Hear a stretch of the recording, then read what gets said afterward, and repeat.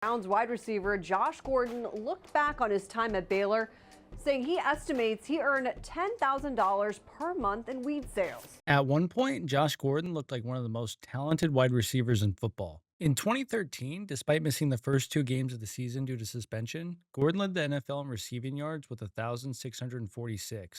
He was only 22 years old. Many fans believed the Cleveland Browns had finally found a franchise superstar. But over the next several years, suspensions and personal struggles repeatedly interrupted his career. This is the tragic downfall of Josh Gordon. Wide receiver Josh Gordon has been suspended indefinitely without pay for violating NFL policies on performance-enhancing substances and substances of abuse. Josh Gordon played college football at Baylor University. While at Baylor, he faced multiple violations related to marijuana use and was suspended by the team. Gordon ended up transferring to Utah, but he never actually played a game there. In 2012, he entered the NFL through the supplemental draft, where the Cleveland Browns selected him in the second round. At the time, many teams viewed Gordon as a risky prospect because of his off-field issues, but the talent was impossible to ignore.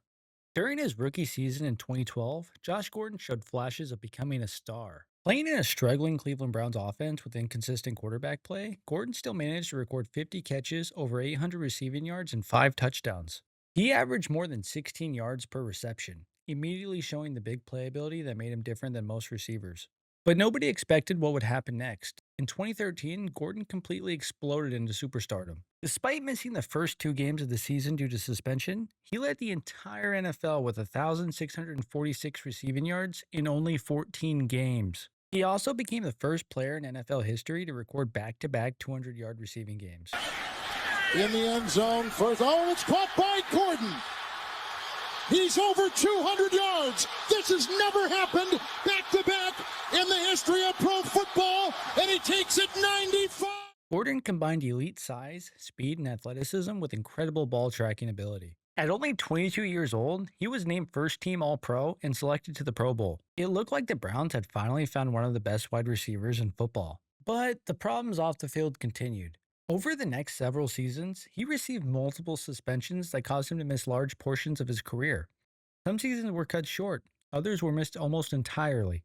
Gordon later spoke publicly about his struggles with addiction and mental health, explaining that these issues affected him long before he entered the NFL. Despite the suspensions, NFL teams continued giving Josh Gordon opportunities. The talent was still there. After his time with Cleveland, Gordon played for several teams including the Patriots, Seahawks, Chiefs, and Titans. In New England, he even caught passes from Tom Brady during the 2018 season. There were flashes where it looked like Gordon might finally put everything together, but the suspensions and setbacks continued to interrupt his career. What makes Josh Gordon's story so tragic is how much potential he showed so early in his career. At his peak, he looked like one of the best receivers in football.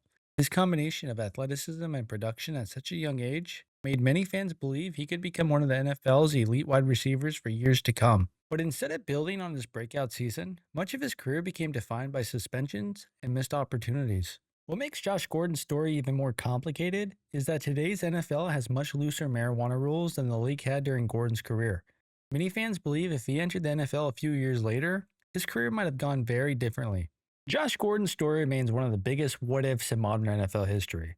But what do you think? Could Josh Gordon have become one of the NFL's all-time great receivers if things had gone differently? Let me know in the comments and subscribe to Pick 6 Vids for more NFL documentaries and football stories.